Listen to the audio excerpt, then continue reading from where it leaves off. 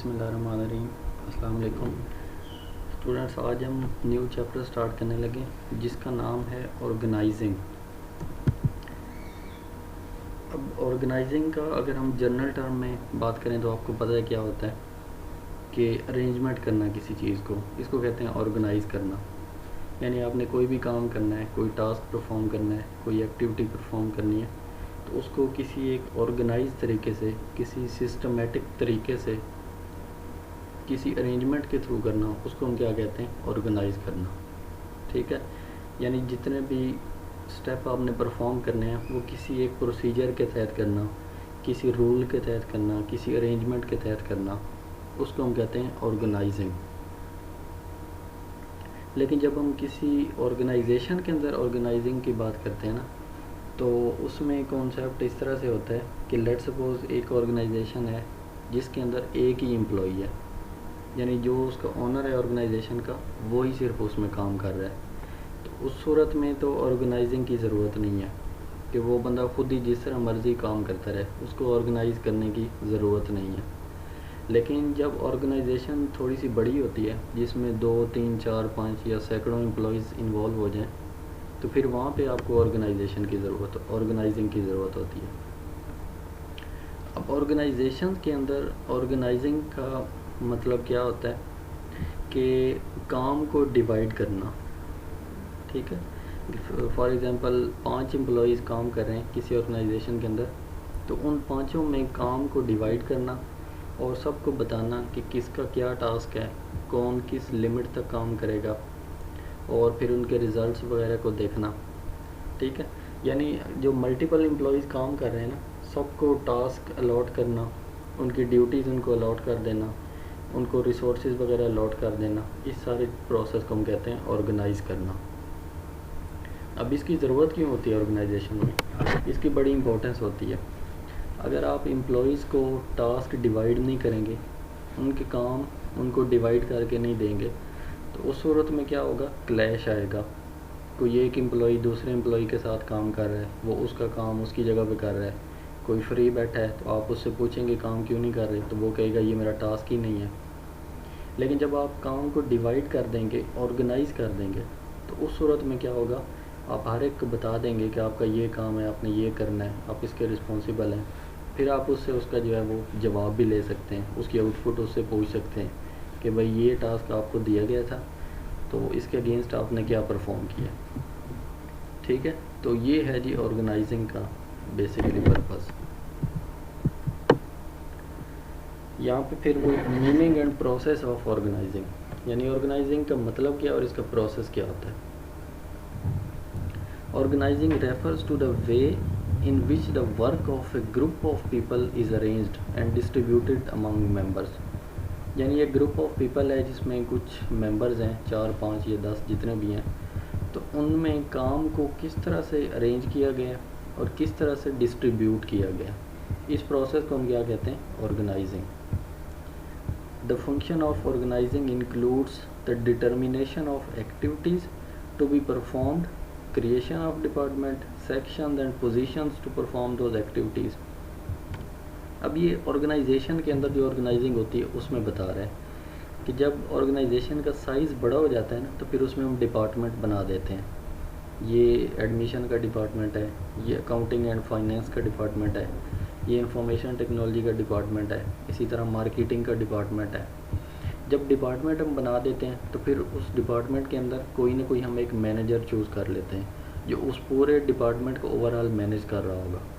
ठीक है, अब उस मैनेजर का काम होगा कि सारे एम्प्लॉयज़ के दरमियान काम जो है उसको डिवाइड करे, ऑर्गेनाइज़ करे। तो अब ये सारा प्रोसेस करने का मकसद क्या है, डिपार्टमेंट बनाना और फिर एक मैनेजर चूज़ करना। इसका मकसद यही है कि हम सिस्टमेटिक तरीके से काम को परफॉर्म करवाना चाह रहे हैं। तो ये जो ओवरऑल एक सारी एक्टिविटी होती है ना, डिपार्टमेंट्स में डिवाइड कर देना ऑर्गेनाइजेशन को, फिर उनके हेड चूज़ कर लेना, फिर उसके एम्प्लॉयज़ जो हैं उनके ज़िम्मे उनके काम लगा देना, इस सारे प्रोसेस को कहते हैं ऑर्गेनाइजिंग। ठीक है, और फिर इसका पर्पस क्या है जी, करते क्यों है, डेफिनेटली कि काम को आसान बना दिया जाए, जिससे एफिशिएंसी भी बढ़ जाती है, और फिर एम्प्लॉयज़ से आप जो है वो फिर फीडबैक भी ले सकते हैं कि किस एम्प्लॉई ने कितना काम किया है जितना उसको असाइन किया गया था उसके अगेंस्ट। सो ये है जी सिंपल सा मीनिंग ऑर्गेनाइजिंग का और इसका प्रोसेस।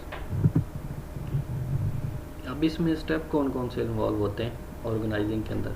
तो 4 स्टेप हैं बेसिक ऑर्गेनाइजिंग के। सबसे पहला क्या है जी, determining the activities to be performed to achieve the objectives of organization. इनकी डिटेल आगे आ रही है, यहाँ पे एक बार मैं पढ़ देता हूँ, शॉर्टली बताता हूँ।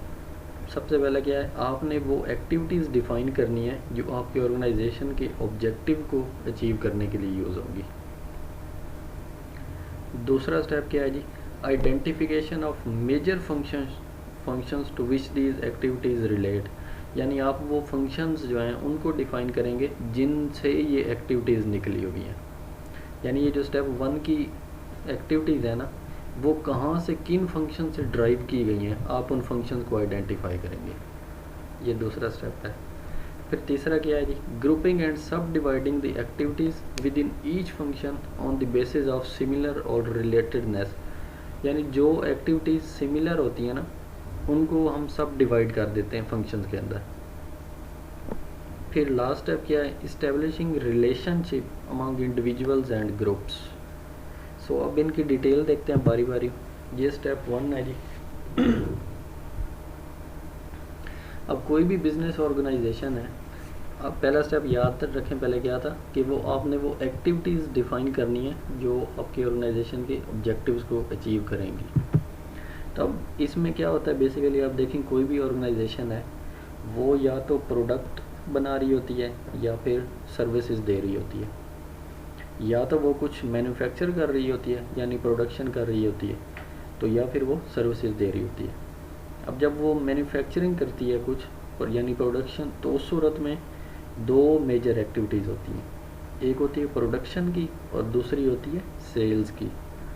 ठीक है, यानी आपने प्रोडक्ट को बनाना है और फिर उसको सेल करना है। ये मेजर एक्टिविटी हैं 2 मैन्युफैक्चरिंग ऑर्गेनाइजेशन में, यानी जो कोई प्रोडक्ट बना रही होती है। अच्छा, इसी तरह एक ऑर्गेनाइजेशन होती है जो ट्रेड करती है। ठीक है, अब उसमें क्या होती है, परचेजिंग और सेल जो है इसकी 2 मेन एक्टिविटीज़ होंगी, यानी कुछ ख़रीदना और फिर बेचना। तिजारत यही होती है ना, किसी से कुछ ख़रीदना और फिर उसको आगे बेच देना। सो ये जो ट्रेडिंग ऑर्गेनाइजेशन है इसकी 2 मेन एक्टिविटीज़ कौन कौन सी हो सकती हैं, परचेज़ करना और फिर सेल करना। इसी तरह कुछ ऑर्गेनाइजेशन होती हैं जो सिर्फ सर्विस प्रोवाइड करती हैं, जैसे आपका कॉलेज है वो सर्विस प्रोवाइड करता है। तो अब इनकी जो है वो मेन एक्टिविटीज़ कौन कौन सी हो सकती है, वो आप खुद डिफ़ाइन कर लें, यानी कस्टमर सर्विस हो सकती है बेसिकली इनकी मेन एक्टिविटी। ठीक है, सो इसी तरह कुछ और भी एक्टिविटीज़ होती हैं जो इन मेन एक्टिविटीज़ के साथ साथ ज़रूरी होती हैं। ठीक है, जैसे है मार्केटिंग।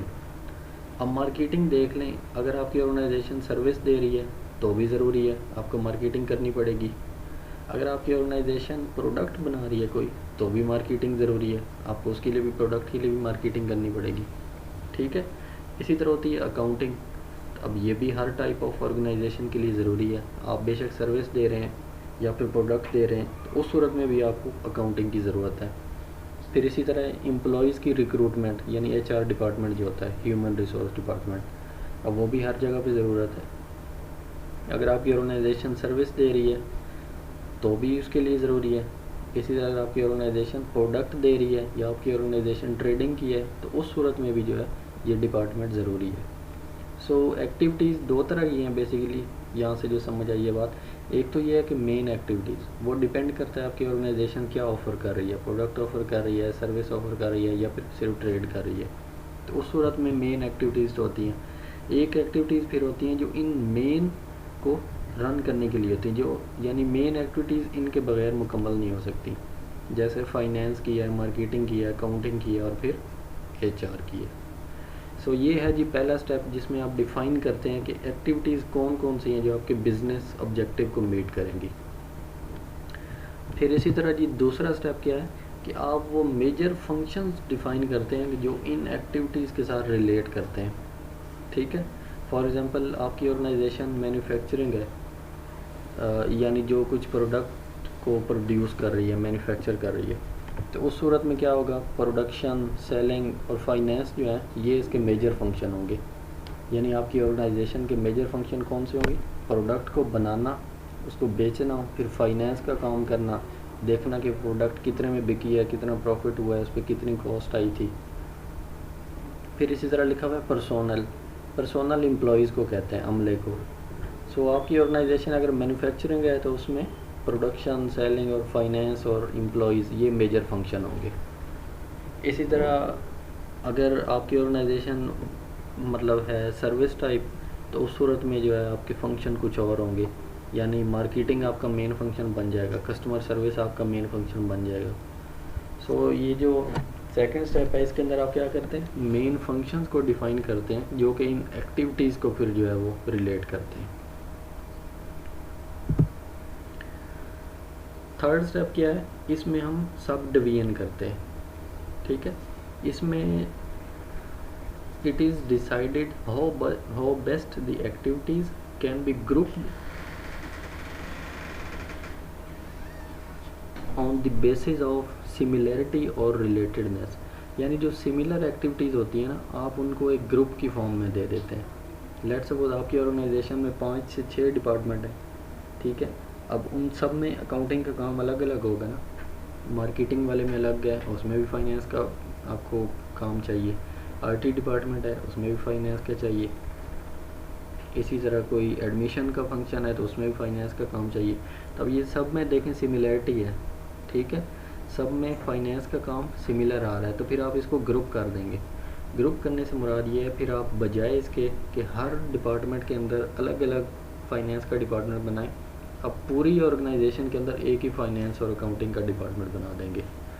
उससे ये होगा कि बाकी जितने भी डिपार्टमेंट जिनको पैसे चाहिए, कुछ उन्होंने खर्च करने हैं, तो वो फिर सारे ही एक फाइनेंस के डिपार्टमेंट जो है उससे रेफ़र करेंगे, ठीक है। तो इस टाइप में बेसिकली आप क्या करते हैं कि जो आपकी एक्टिविटीज़ होती हैं उन सबको एक ग्रुप के अंदर जो है वो इकट्ठा कर लेते हैं।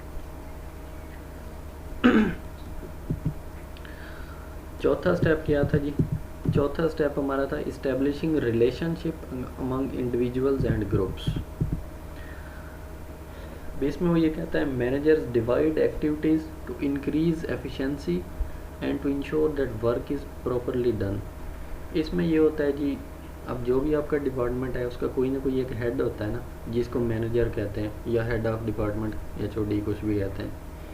वो क्या करता है कि एक्टिविटीज़ के जो टास्क होते हैं ना उनको डिवाइड कर देता है, उनको एम्प्लॉयज़ के दरमियान इक्वली डिवाइड कर देता है, ठीक है। अब उन एम्प्लॉयज़ की डिफरेंट पोजीशन होती हैं, कोई असिस्टेंट मैनेजर है, असिस्टेंट डायरेक्टर है, कोई कोऑर्डिनेटर है, कोई कुछ है। तो मैनेजर क्या करता है कि जो एक्टिविटीज़ हैं उनके टास्क को एम्प्लॉयज़ के दरमियान में डिवाइड कर देता है। तो इसका फ़ायदा क्या होता है, इससे दो फ़ायदे होते हैं।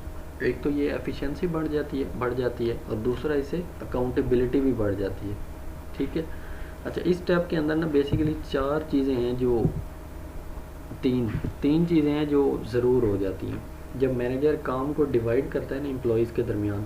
तो 3 चीज़ें हैं जिनको मद्देनज़र रखा जाता है, या 3 चीज़ें हैं जिनका फ़ायदा हमें हासिल हो सकता है। सबसे पहले की चीज़ क्या होती है काम डिवाइड करने से, रिस्पॉन्सिबिलिटी। अब रिस्पॉन्सिबिलिटी क्या होती है कि आप एम्प्लॉयज़ को बता देते हैं भाई ये काम आपको दिया जा रहा है, ये ड्यूटी, ये टास्क आपको असाइन की जा रही है और आप इसके रिस्पॉन्सिबल हैं। रिस्पॉन्सिबल से क्या मुराद है, आपने इस काम को करना है, ठीक है। अब कोई भी ऑर्गेनाइजेशन अपना कोई भी एम्प्लॉई है तो डेफिनेटली उसके ज़िम्मे कोई ना कोई काम होगा ना, तभी तो वो वहाँ पे जॉब कर रहा है, तो उसकी कोई ना कोई रिस्पॉन्सिबिलिटी होती है। यानी अगर वो मार्केटिंग डिपार्टमेंट में काम कर रहा है तो उसकी रिस्पॉन्सिबिलिटीज़ होंगी कि उसने मार्केटिंग करनी है। अगर वो फाइनेंस डिपार्टमेंट में काम कर रहा है तो उसकी ड्यूटी होगी कि उसने अकाउंट वगैरह को देखना ऑर्गेनाइजेशन का। तो जो मैनेजर होगा वो रिस्पॉन्सिबिलिटीज असाइन कर देगा जी, ये एम्प्लॉई है इसके ज़िम्मे ये काम है और ये एम्प्लॉई है इसके ज़िम्मे ये काम है। सो पहली चीज़ इसमें जो यूज़फुल होती है वो क्या है, रिस्पॉन्सिबिलिटी। दूसरी है इसी तरह, इसको कहते हैं अथॉरिटी। अथॉरिटी क्या होती है कि जब आप किसी एक एम्प्लॉई को पावर दे देते हैं कि भाई तुम्हारे पास ये पावर है, तुमने ये काम करना है। लेट्स सपोज आप किसी प्रोजेक्ट के ऊपर काम कर रहे हैं तो उसमें आपके पास अथॉरिटी है कि आप 10,000 से लेकर 1 लाख रुपए तक खर्च कर सकते हैं। तो जब आपके पास अथॉरिटी आ गई ना, पावर आ गई आपके पास, ये अथॉरिटी क्यों दी जाती है, डेफिनेटली जब किसी को अथॉरिटी दी जाएगी तो तभी तो वो काम पूरा कर पाएगा ना, ठीक है। तो अथॉरिटी इसी तरह हर एम्प्लॉयज़ की डिफरेंट होती है, मार्केटिंग वाले की अलग होगी, आईटी वाले की अलग होगी, लेकिन जो अथॉरिटी दी जाती है उसकी भी फिर लिमिट्स डिफ़ाइन की जाती हैं कि आपकी ये अथॉरिटी है, लेकिन आपने इस लिमिट के अंदर रहते हुए अपने काम को जो है वो कंप्लीट करना है। सो दूसरी चीज़ है जी अथॉरिटी। तो फिर इसके बाद आती है अकाउंटेबिलिटी। जब आपने किसी एम्प्लॉय को कोई काम असाइन कर दिया, रिस्पॉन्सिबिलिटी उसको दे दी, उसको अथॉरिटी भी दे दी, तो फिर उसके बाद चीज़ होती है अकाउंटेबिलिटी। अब अकाउंटेबिलिटी क्या होती है कि आप एम्प्लॉयज़ को अकाउंटेबल करते हैं, उनका एहतसाब करते हैं, उनसे पूछते हैं कि भाई आपको ये काम दिया गया था, आप इस काम के रिस्पॉन्सिबल थे, आपके पास अथॉरिटी भी थी, तो इतने अरसे में आपने ये काम कंप्लीट करके देना था, क्या ये काम कंप्लीट हो गया, क्या बजट के अंदर हुआ है, या किस तरह आपने किया, कोई करप्शन वगैरह तो नहीं हुई। ये सारी चीज़ें जो देखते हैं हम उसको कहते हैं अकाउंटेबिलिटी। सो अकाउंटेबिलिटी के भी डेफिनेटली आपको पता है बहुत से एडवांटेज होते हैं। अगर आप अकाउंटेबल नहीं करेंगे एम्प्लॉयज़ को, आजकल आप रोज़ सुनते रहते हैं अपने पॉलिटिशियंस को, वो सारे यही कहते हैं कि अकाउंटेबिलिटी करें, फलाने नून लीग की, पीपल पार्टी की, पीटीआई की। तो अकाउंटेबिलिटी बेसिकली यही होती है कि जब किसी को कोई रिस्पॉन्सिबिलिटी दी जाए, उसको पावर दी जाए, तो फिर उसके बाद चेक करना है कि उसने पावर को मिसयूज़ तो नहीं किया। अब ये जो एम्प्लॉई होता है वो अपने सीनियर एम्प्लॉई को अकाउंटेबल होता है, ठीक है, यानी जो असिस्टेंट मैनेजर है वो अपने मैनेजर को अकाउंटेबल होता है। सो ये तीन चीज़ें हैं जी जो चौथे स्टेप से हमें एक एडवांटेज मिलता है। जब मैनेजर काम को डिवाइड कर देता है एम्प्लॉयज़ के दरमियान, तो तीन चीज़ें वो ये फिर इसमें ज़रूर हमें मिलती हैं, एक रिस्पॉन्सिबिलिटी, फिर अथॉरिटी और फिर अकाउंटेबिलिटी। अच्छा, फिर आगे है जी ऑर्गेनाइजेशन स्ट्रक्चर, ठीक है। ऑर्गेनाइजेशन स्ट्रक्चर क्या है कि किसी भी ऑर्गेनाइजेशन के अंदर काम को डिवाइड किया जाता है, काम को डिवाइड किया जाता है, फिर डिपार्टमेंट्स को बनाए जाते हैं, डिपार्टमेंट के अंदर फिर पोजीशंस होती हैं, कोई मैनेजर है, कोई असिस्टेंट मैनेजर है। फिर ये जो पूरा फ्रेमवर्क होता है ना कि डिपार्टमेंट्स को बनाना, फिर उसके अंदर एम्प्लॉयज़ को टास्क को डिवाइड करना, फिर इसी तरह डिस्ट्रीब्यूट करना, अरेंज करना, ये जो सारा प्रोसेस होता है ना, इसको हम कहते हैं ऑर्गेनाइजेशन स्ट्रक्चर, ठीक है। स्ट्रक्चर का मतलब ये होता है कि ऑर्गेनाइजेशन के अंदर जो काम हो रहे हैं वो किस तरह से डिवाइडेड है। जैसे आप अगर किसी बिल्डिंग का स्ट्रक्चर देखना चाहें तो उसमें पहली चीज़ आपके माइंड में आएगी कि इस बिल्डिंग का एरिया कितना है, इसमें कितने रूम्स हैं, ठीक है, कितने फ्लोर्स हैं, इसमें कितने ना डोर्स हैं, ये सारी चीज़ें आपके माइंड में आती हैं किसी एक बिल्डिंग के स्ट्रक्चर के बारे में।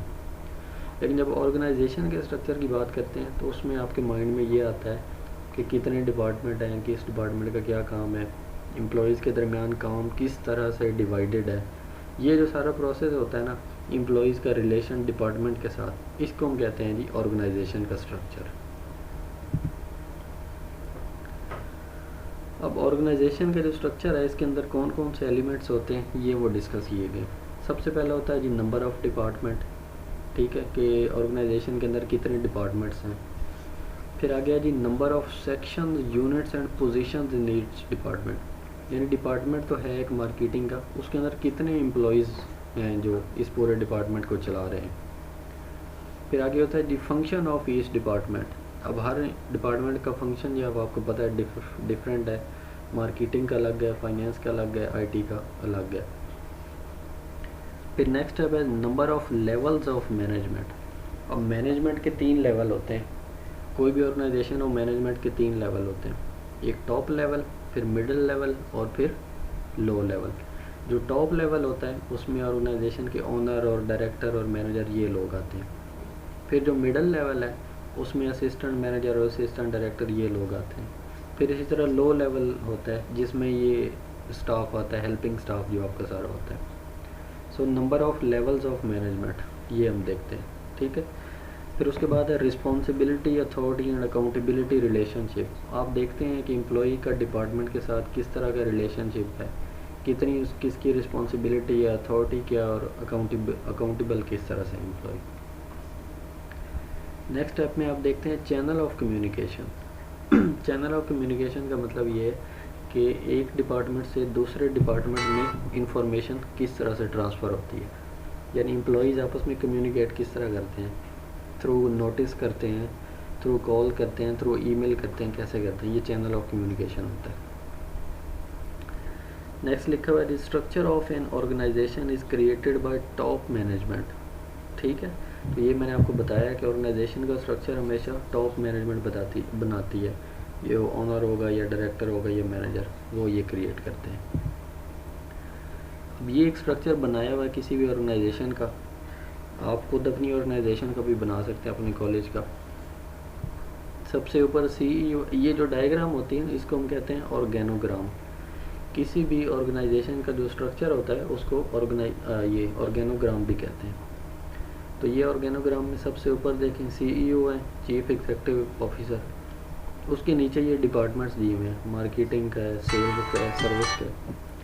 आप इसको अगर अपनी ऑर्गेनाइजेशन का बनाना चाहें तो सबसे ऊपर आपके प्रिंसिपल होंगे, फिर उसके नीचे फिर वाइस प्रिंसिपल, फिर कोई मैनेजर होगा, कोई एडमिनिस्ट्रेटर होगा, फिर उसके नीचे HOD होंगे, फिर HOD के नीचे टीचर्स होंगे, फिर इसी तरह जो एडमिनिस्ट्रेटर हैं उसके नीचे हेल्पिंग स्टाफ होगा जिनमें सिक्योरिटी गार्ड होता है, स्वीपर होता है। सो ये इस तरह बनता है सारा। ठीक है, तो ये था जी स्ट्रक्चर ऑफ ऑर्गेनाइजेशन। सो आज के लेक्चर में इतना ही है स्टूडेंट्स। आई होप आपको समझ आया, कल इंशाल्लाह यहीं से कंटिन्यू करेंगे। Thank you.